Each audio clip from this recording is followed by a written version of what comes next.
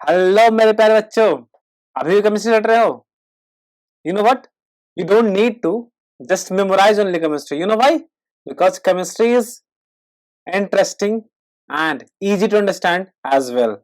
If you don't believe me, let me welcome you to my YouTube channel VRS eHub Chemistry.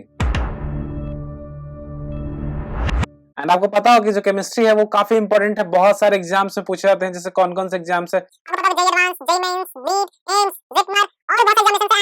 Board exam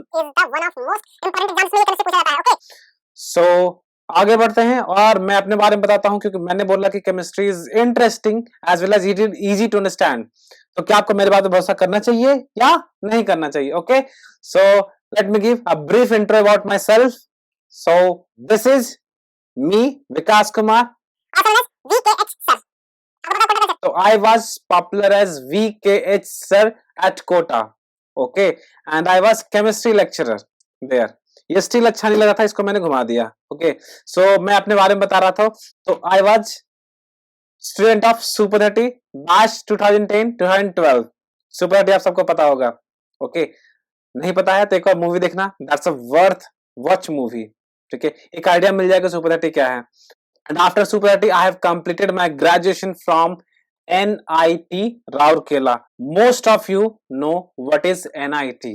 okay, and how prestigious NIT is. Okay, so after completing my graduation from NIT Rourkela, I have started my career with Resonance Adventure. You must भी नहीं कि कोटा में resonance adventure एक बहुत ही अच्छी and repeated coaching है. ठीक है, एंड उसके अलावा मैंने आकाश के साथ भी काम किया है कुछ दिन तक. Okay, so this was a very brief intro about me. अब आपको मेरे बात पे भरोसा करना है कि नहीं करना है, इतना देख करके आप डिसाइड कर सकते हो. Okay, so if you have decided to believe on me, then move on to next slide, and this is equally important for you.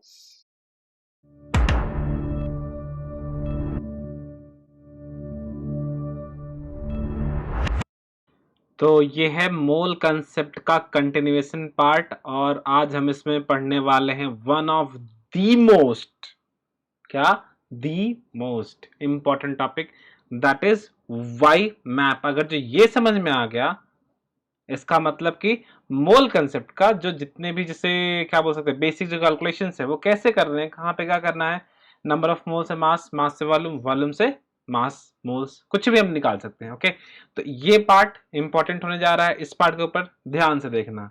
Okay, ठीक है, तो हम लोग बढ़ते हैं. अच्छा, एक और बात कि वाई मैप जब हम पढ़ेंगे तो वहां पर एक वर्ड आएगा, दैट इज STP. ठीक है, STP. तो इसका मतलब क्या होता है, इसके बारे में भी जानना बहुत जरूरी है. ठीक है, तो हम इसके बारे में देखेंगे. पहले STP पढ़ लेते हैं, फिर वाई मैप पढ़ लेंगे. ओके, तो क्या होगा STP? STP का फुल फॉर्म तो पता होगा कि STP का मतलब क्या होता है, स्टैंडर्ड टेम्परेचर एंड प्रेशर. ठीक है, क्या होता है, standard temperature and pressure. Okay, ठीक है, यहां तक बात क्लियर है. तो अभी यहां पे क्या बोल रहा है, स्टैंडर्ड है क्या, टेम्परेचर एंड प्रेशर. तो टेम्परेचर एंड प्रेशर क्या रख रहे हैं, स्टैंडर्ड रख रहे हैं. क्लियर. तो स्टैंडर्ड कहने का मतलब क्या, मतलब एक फिक्स्ड वैल्यू होगा, कोई एक रिनोन वैल्यू होगा जो कि हर जगह पे यूज होगा, जो इंडिया में भी यूज हो रहा है, जो ऑस्ट्रेलिया में भी यूज होगा, जो US में भी यूज होगा, जो कनाडा में भी यूज होगा. ठीक है, तो कहने का मतलब वैल्यू क्या होगा. तो बात करते हैं पहले पॉइंट के बारे में. तो यहाँ पे स्टैंडर्ड होना चाहिए. तो स्टैंडर्ड क्या, तो standard temperature should be equal to how much, 0 degree Celsius, and standard pressure should be 1 atm. Okay, अगर जो टेम्परेचर क्या रहेगा 0 डिग्री सेल्सियस के बराबर एंड प्रेशर क्या होगा 1 atm के बराबर, तो उसको क्या बोला जाएगा, उसको बोला जाएगा STP. बोले तो स्टैंडर्ड टेम्परेचर एंड प्रेशर. ठीक है, तो बढ़ते हैं दूसरे पॉइंट की तरफ. ठीक है, तो दूसरा पॉइंट क्या बोलता है, तो दूसरा पॉइंट बोलता है कि at STP 1 mole of gas occupy how much, 22.4 litre, called as molar volume. Great, इसमें कोई दिक्कत नहीं है, बट इसको थोड़ा और अच्छे से इसको समझते हैं. ठीक है, तो क्या है इसमें, तो ये बोलना चाह रहा है कि 1 mole of gas occupy 22.4 litre. कौन सा भैया, कौन सा गैस, तो कोई भी गैस हो, जैसे मान लेते हैं कि हमारे पास क्या हो, तो अगर जो हमारे पास क्या रहे कि जो 1 मोल N2 रहे, ठीक है, क्या रहे 1 मोल N2, तो 1 मोल N2 कितना ऑक्यूपाई करेगा, तो यहाँ पे दिख रहा है कि 1 मोल N2 कितना ऑक्यूपाई कर रहा है, 22.4 लीटर। ओके, अच्छा, तो ये तो N2 के बारे में था कि जो N2 तुम्हारा क्या रहेगा 1 मोल रहेगा तो कितना ऑक्यूपाई करेगा 22.4 लीटर। अगर जो कोई डिफरेंट गैस रहा तो जैसे में ऑक्सीजन, तो 1 मोल ऑक्सीजन भी कितना ऑक्यूपाई करेगा 22.4 लीटर, क्योंकि ये बोल रहा है कि 1 मोल ऑफ गैस, गैस को स्पेसिफाई नहीं किया हुआ है, तो गैस मतलब कोई भी गैस, तो कोई भी गैस रहेगा तो कितना ऑक्यूपाई करेगा 22.4 लीटर करेगा। ठीक है, और उसको हम क्या बोलते हैं, मोलर वॉल्यूम बोलते हैं, क्या बोलते हैं, 1 मोलर वॉल्यूम। कोई दिक्कत नहीं यहां तक, ठीक है।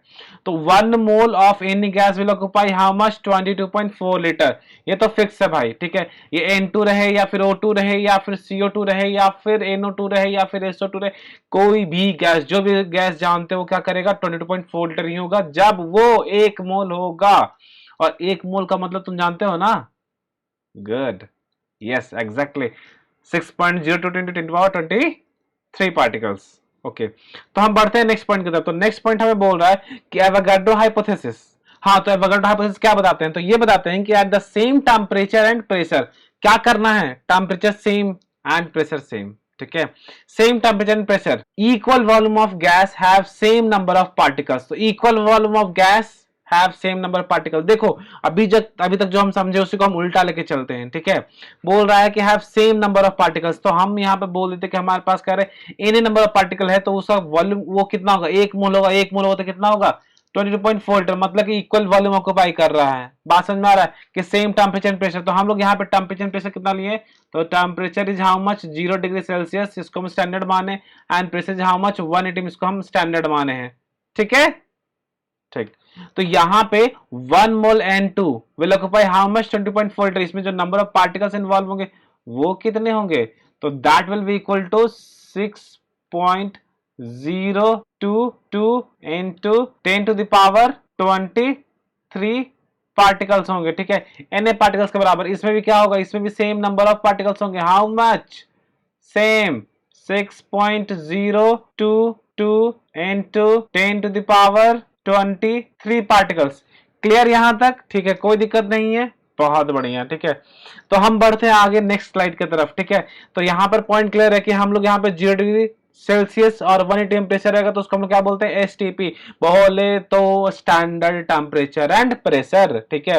और एट STP, किस पे, एट STP पे 1 mole of any gas will occupy how much 22.4 litre, ठीक है, इसको हम क्या बोलते हैं, मोलर वॉल्यूम बोलते हैं। नेक्स्ट, अब अगर आप क्या बोलना चाहते हैं कि same temperature and pressure equal volume of any gas have same number of particles, ठीक है। तो ये तीनों का तीनों पॉइंट क्लियर। बढ़ते हैं आगे, ठीक है। तो आगे क्या कहना चाहता है, ओ वाओ, अच्छा ट्रांजिशन है। हाँ, तो इसमें क्या कहना चाहता है, तो देखो इसमें बता रहे किसके बारे में, वाई मैप के बारे में, किसके बारे में, वाई मैप के बारे में। और वाई मैप बताए थे कि बहुत इंपॉर्टेंट है, ठीक है। तो वाई मैप है कौन सा, तो देखो ये जो दिख रहा है ना, ये बड़ा सा, ये जो अभी जूम हो रहा था, this is what, this is Y map. Okay, emphasize करने के लिए हम बता दें कि वाई मैप क्या है, तो यहां पे ये लिख रहा है कि वाई मैप क्या है, inter conversion of mole, volume, mass and number of particles, मतलब कि मोल को वॉल्यूम से, मोल को मास से एंड मोल को नंबर से कैसे रिलेट करते हैं, ठीक है। तो इसके लिए हमारे पास बेसिक फॉर्मूला है, ठीक है। तो जिसमें तुम्हारा सबसे फर्स्ट फॉर्मूला कौन सा है, नंबर ऑफ मोल्स का, तो ये दिख रहा है। तो कहने का मतलब कि अगर जो हमारे पास कह रहे हैं नंबर्स रहे और नंबर से हमें नंबर ऑफ मोल्स निकालना है तो हम इस फॉर्मूले का यूज कर लेंगे। अगर जो हमारे पास कह रहे हैं मास, तो मास से हम लोग क्या करेंगे, ये वाला फॉर्मूला यूज कर लेंगे। और अगर जो हमारे पास वॉल्यूम है, तो वॉल्यूम किसका, गैस का, ध्यान रखना, वॉल्यूम किसका, गैस का। यहां पर हम लिख दे रहे हैं कि किसके लिए है, ये एप्लीकेबल है गैस के लिए। तो जो गैस का वॉल्यूम गिवन है तो हम लोग क्या कर सकते हैं, ये वाला फॉर्मूला यूज करके यहां से निकाल सकते हैं, ठीक है। तो बात यहां तक क्लियर है, तो एक काम करते हैं कि एग्जाम्पल लेते हैं, एग्जाम्पल से ज्यादा समझ में आता है, ठीक है। तो इसको इरेज करते हैं पहले। हाँ, तो मान लीजिए कि हमारे पास कौन सा गैस है, तो लेट्स से कि हमारे पास है CO2 गैस, ठीक है।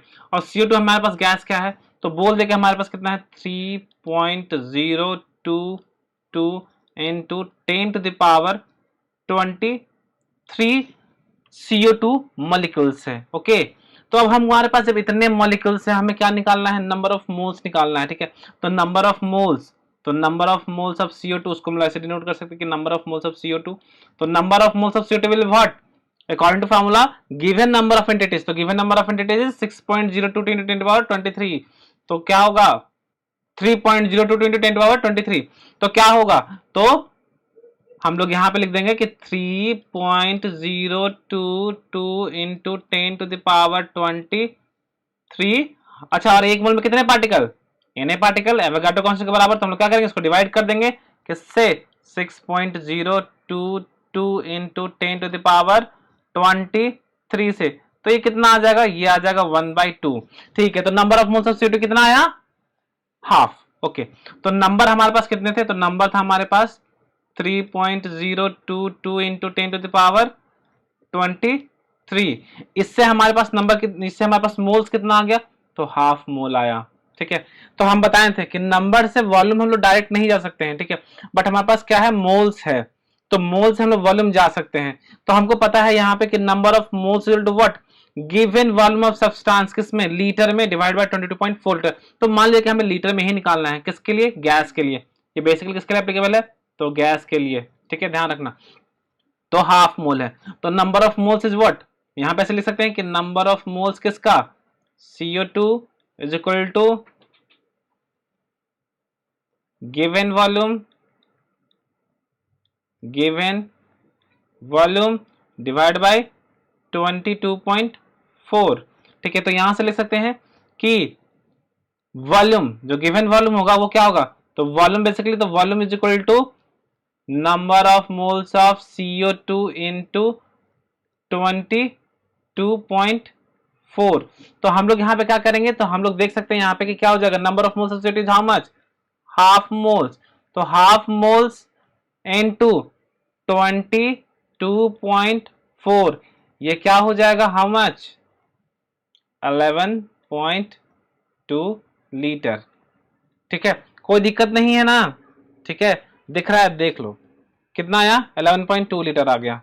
ठीक है, तो अब हम बात करते हैं किसके बारे में, क्या जो हमारे पास वॉल्यूम आ गया, तो वॉल्यूम कितना आया, तो volume is how much, 11.2 litre. ठीक है, अब हम मास के बारे में बात करते हैं, तो मास के लिए क्या होगा, given mass of substance divide by molar mass of that substance.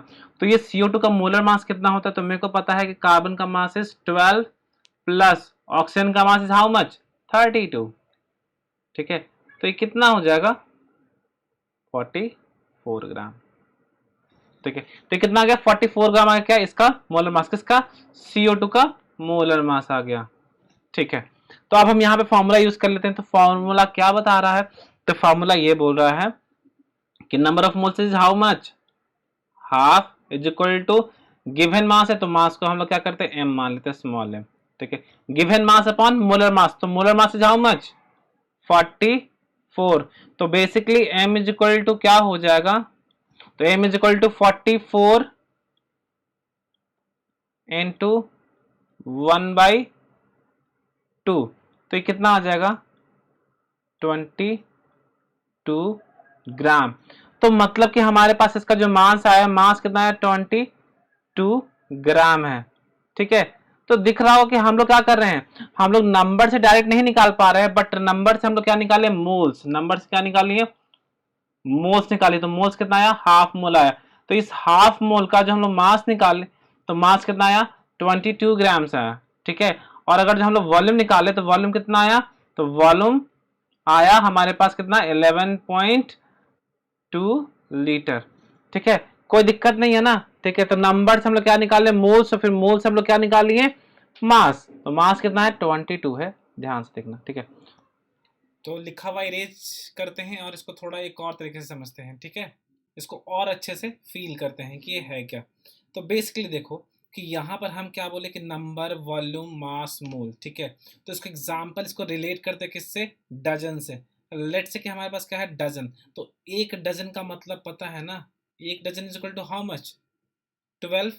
ठीक है, अब अगर जो कुछ भी रहे, जैसे मान लें कि एक्स है, तो 1 डजन इक्वल टू क्या हो जाएगा, 12 एक्स हो जाएंगे।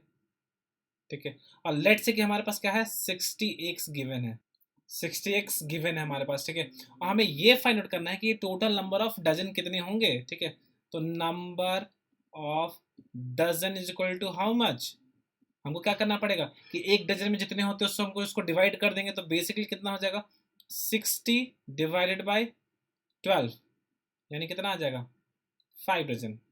ठीक है, जैसे कि हम लोग यहाँ पर निकाले थे कि हमारे पास नंबर कितने थे 3.022 इंटू 10 टू द पावर 23 थे हमारे पास। ठीक है, इससे जब हम सॉल्व किए तो नंबर ऑफ मोल्स कितना आया था हाफ। ठीक है, तो हम लोग वॉल्यूम इसके रिगार्डिंग कितना आया था 11.2 लीटर आया था, एंड मास कितना आया था 22 ग्राम्स आया था। तो ये सारे आए कैसे थे, तो बेसिकली हम लोग किए क्या थे, तो इसको एक बार फिर से समझ लेते हैं कि हम लोग किए क्या थे। ठीक है, तो लेट से कि हम लोग क्या करते हैं कुछ नंबर, कुछ वॉल्यूम और कुछ मास फिर से मान लेते हैं। तो नंबर हम लोग क्या मानते हैं, तो let's say 12.044 into 10 to the power 23 particle हम लोग मान लिए। वॉल्यूम मान लेते हैं कितना हो गया, तो वॉल्यूम लेट से कि हमारे पास है 22.4 लीटर ही मान लेते हैं। ठीक है, और मास हमारे पास मान लेते हैं कितना है, तो मास हमारे पास 88 ग्राम है। ठीक है, तो अगर जो हमें क्या करना है कि यहाँ पे इतने पार्टिकल्स हैं और इतने पार्टिकल्स से हमें क्या निकालना है, हमें निकालना है कि नंबर ऑफ मोल्स कितने होंगे। तो बेसिकली एक मोल का मतलब क्या होता है, ठीक है, एक मोल का मतलब 6.02 इंटू 10⁻23 पार्टिकल्स। ठीक है, तो जैसे कि डजन का मतलब क्या था कि 1 dozen is equal to 12x, तो वैसे ही हमको क्या निकालना है नंबर ऑफ मोल्स निकालना है। जैसे यहाँ पे नंबर ऑफ डजन है तो उसी तरह हमको क्या निकालना है नंबर ऑफ मोल्स। तो number of moles into how much, given number divided by एक मोल में कितने पार्टिकल होते हैं। तो जैसे यहाँ पे एक डजन में कितने होते हैं 12, और टोटल गिवन कितना 60, तो हम लोग क्या किया 60/12 कर दिए तो 5 आ गया। तो वैसे ही यहाँ पर क्या हो जाएगा 12.044 इंटू 10 टू द पावर 23, और एक में कितने होते हैं, तो एक में होता है 6.022 इंटू 10 टू द पावर 23 होता है। तो हम लोग क्या करें इसको डिवाइड कर देंगे, तो डिवाइड करें तो कितना आ जाएगा हमारे पास 2 मोल्स आ जाएंगे।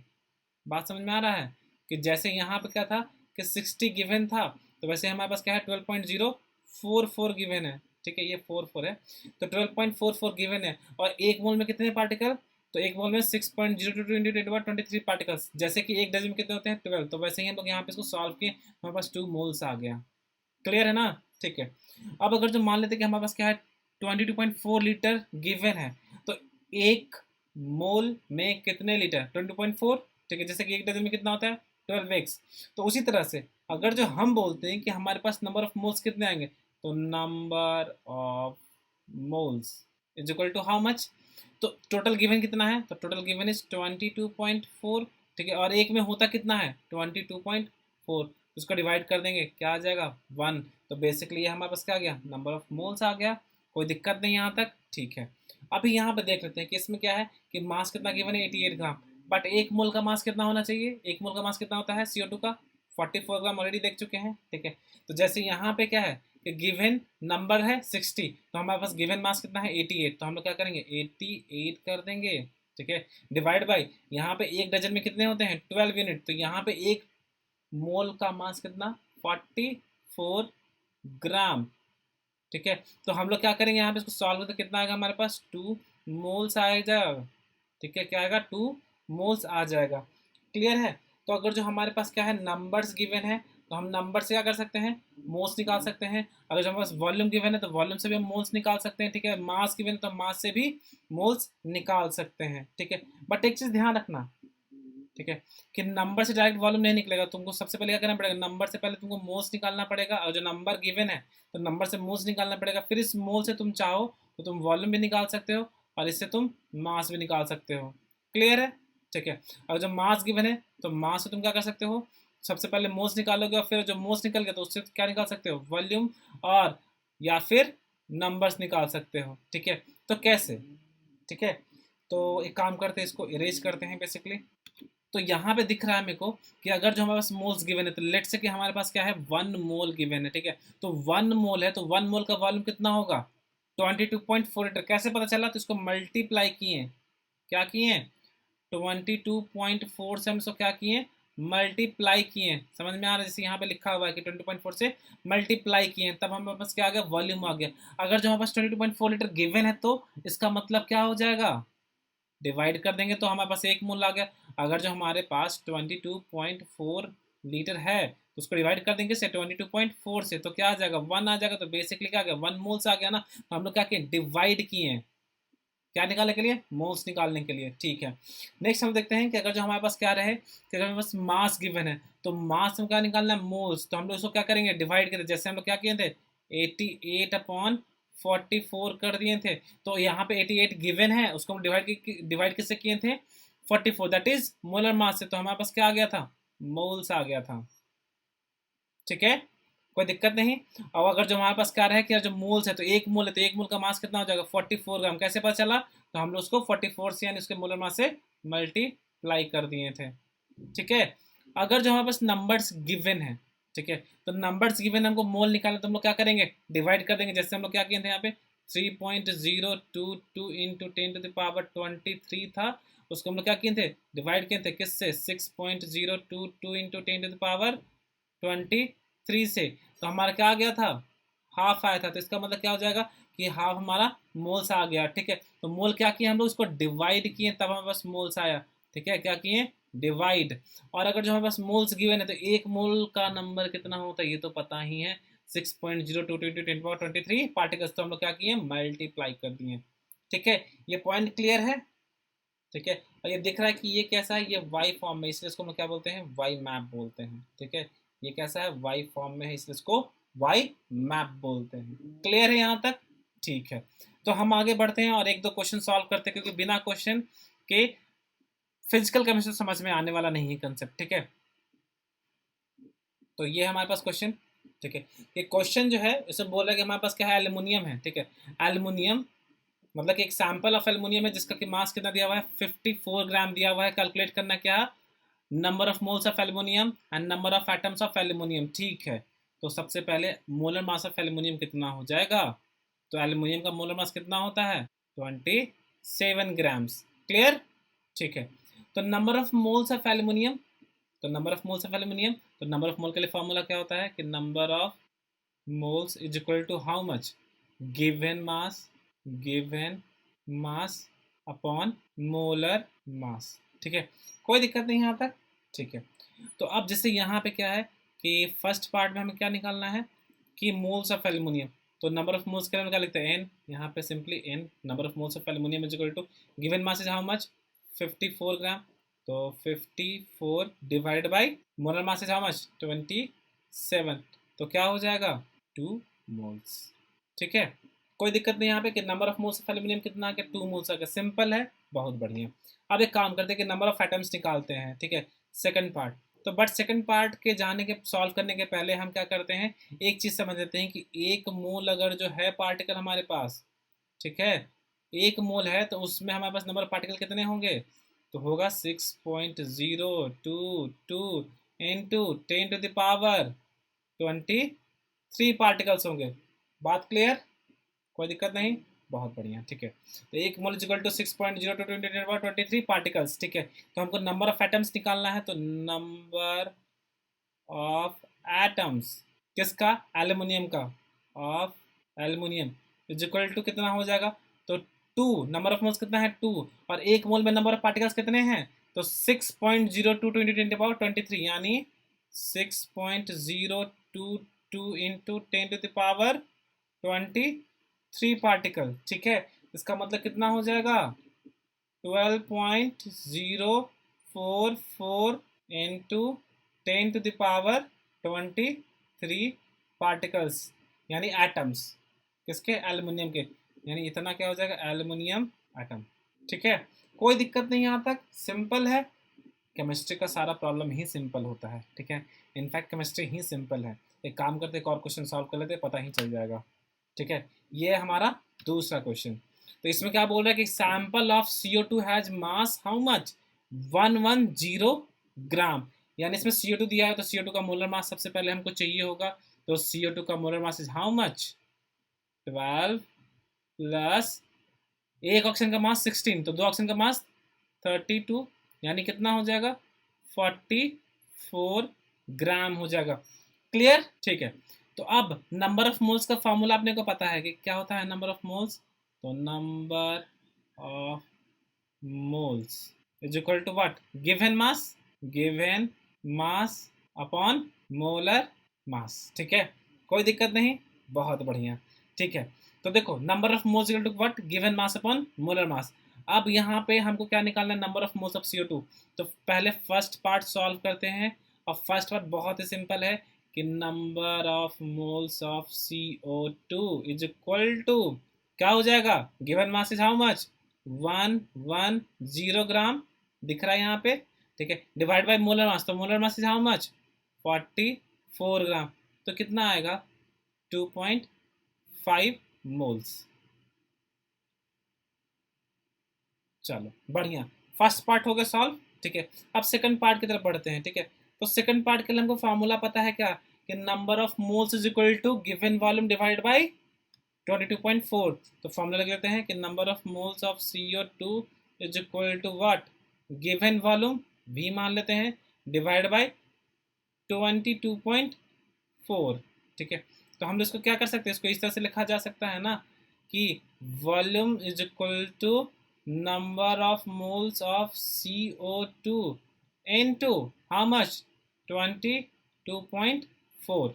ठीक है, तो नंबर ऑफ मोल्स हमारे पास कितना है, 2.5, और इसको क्या करेंगे, मल्टीप्लाई करेंगे किससे, 22.4 से, तो कितना आ जाएगा, कितना आ जाएगा, 56 लीटर।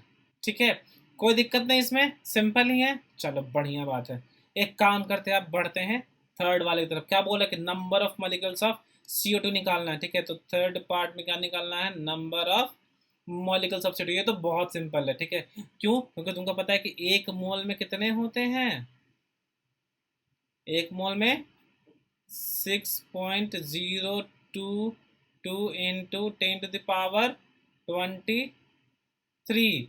ठीक है, तो एक मोल में इतने होते हैं, हमारे पास नंबर ऑफ मोल्स कितना है, हमारे पास नंबर ऑफ मोल्स है 2.5। ठीक है, क्या है, हमारे पास नंबर ऑफ मोल्स कितना है, 2.5 है।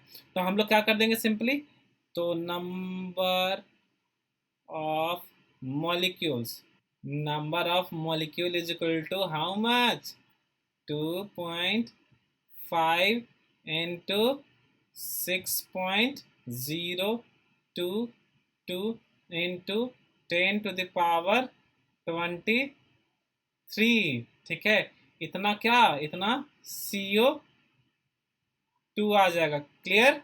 ठीक है, तो अब यहाँ पे देख सकते हैं यहाँ पे कि 2.5 इंटू इतना है, तो बेसिकली इसका वैल्यू कितना आएगा, तो this will be approximately 15.033 into 10⁻23 CO2। ठीक है, यहाँ तक थर्ड पार्ट क्लियर हो गया। ठीक है, अरे काम करते हैं, फोर्थ पार्ट को सॉल्व करते हैं। ठीक है, फोर्थ पार्ट को यहाँ पे सॉल्व करते हैं। ठीक है, तो फोर्थ पार्ट के लिए मेरे को एक चीज़ समझना पड़ेगा कि अगर जो हम क्या बोल रहे हैं कि एक मॉलिक्यूल CO2, किसका, एक मॉलिक्यूल्स ऑफ CO2, तो इसमें क्या होगा, एक कार्बन प्लस 2 ऑक्सीजन, ये 20 नहीं है, ये 2 ऑक्सीजन है, ये कार्बन। तो टोटल नंबर ऑफ एटम्स कितने हो गए, तो टोटल नंबर ऑफ एटम कितने हो गए, 3 एटम्स। ठीक है, कितने हो गए, टोटल 3 एटम्स हो गया। अब जो हमारे पास नंबर ऑफ एटम्स कितने हो गए, 3। क्लियर, तो हमको पता है कि हम लोग क्या करेंगे, इसको नंबर ऑफ मॉलिक्यूल से मल्टीप्लाई कर देंगे तो नंबर ऑफ एटम्स आ जाएगा। ठीक है, तो number of atoms is equal to, ठीक है, एक मॉलिक्यूल में कितने एटम, तो 3, और टोटल नंबर ऑफ मॉलिक्यूल्स कितने हैं, तो 15.033 इंटू 10⁻23 दिख रहा है लास्ट में, 15.033 इंटू 10⁻23। तो इसका वैल्यू कितना आएगा, तो this will be approximately how much, 45.099 into 10⁻23 atoms हो जाएंगे। ठीक है, ठीक है, कोई दिक्कत नहीं है ना। ठीक है, अगर जो ये कन्फ्यूजन है तो एक काम को, एक एग्जांपल देते हैं। जैसे देखो यहाँ पर, ठीक है, हमारे सामने क्या है, एक घड़ी है। ठीक है, सिंपली एक घड़ी है। तो अगर जो हम, एक वॉच है हमारे सामने, ठीक है, तो इस वॉच में टोटल नेडल कितने हैं, कितने कांटे होते हैं घड़ी के, तो 3 होता है। ठीक है, अगर जो मान ले कि हमारे पास क्या है, कि हमारे पास लेट से कि 10 घड़ी है, क्या है, 10 वॉचेज हैं। तो 10 घड़ी है, तो इसमें क्या होगा, जो कांटा होगा वो कितना होगा, 30 नीडल्स। क्या किया हम लोग, 10 वॉच में टोटल कितने जगह 30, तो एक में कितना है 3, तो हम लोग क्या कर देंगे 10 इंटू 3 कर देंगे सिंपली, तो 10 इंटू 3 30। तो जैसे यहाँ पे हमारे पास क्या है, नंबर ऑफ मॉलिक्यूल्स कितना हो गया, इतना, यानी जैसे यहाँ पे 10 है, ठीक है। और यहाँ पे मेरे को पता है कि एक मॉलिक्यूल में कितने एटम, 3, जैसे कि यहाँ पे एक वॉच में कितने होते हैं 3 नीडल्स, ठीक है। तो यहाँ पे जो नंबर ऑफ मॉलिक्यूल्स थे वो इतना, उसको मल्टीप्लाई कर दे किससे, एक मॉलिक्यूल में कितने एटम होते हैं, वैसे ही जैसे कि यहाँ पे 3 इंटू 10 कर दिए तो 30 आ गया, ठीक है। क्लियर है यहाँ तक, कोई दिक्कत नहीं, तो यहाँ तक क्लियर है मेरे प्यारे बच्चों, ठीक है। तो हम एक काम करते हैं, अब नेक्स्ट स्लाइड में, सॉरी नेक्स्ट स्लाइड नहीं, नेक्स्ट वीडियो में हम chemical equation and mole mole analysis के बारे में बात करेंगे, ठीक है। बट उसके पहले एक छोटा सा इंफॉर्मेशन तुम्हारे लिए इंपॉर्टेंट हो सकता है, उसको देख लो।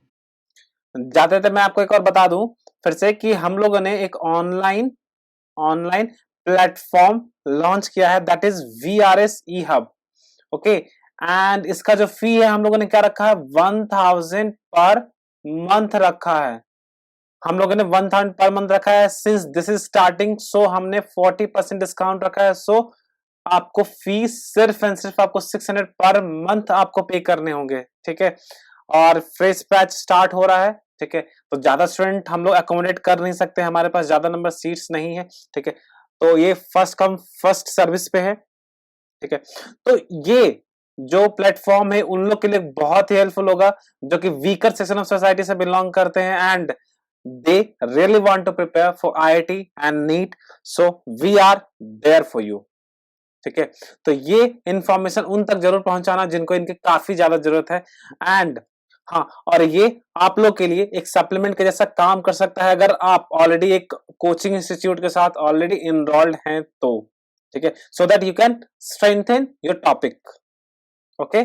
और हाँ, ऐसा नहीं कि हमने 1000 पर मंथ रखा है तो हम लोगों ने फांकी मारने की कोशिश की कि एक क्लास से 2 क्लास लेके निपटा दे वीक में, नहीं, we have plan 3 class per week, okay. So if you are enough dedicated then come to us. And हमसे कैसे जुड़ना है, तो इसके लिए हमारे पास 2 कॉन्टैक्ट नंबर है, आप इनसे जुड़ सकते हैं हमारे साथ, और नीचे जो आपको डिस्क्रिप्शन है वीडियो में, आपको वहां पर हमसे जुड़ने का और भी लिंक्स है, आप वहां से जुड़ सकते हैं। So if you want to join us for doubt and classes, then join us on Instagram, Telegram, Facebook, WhatsApp, etc. Okay, thank you very much for listening me.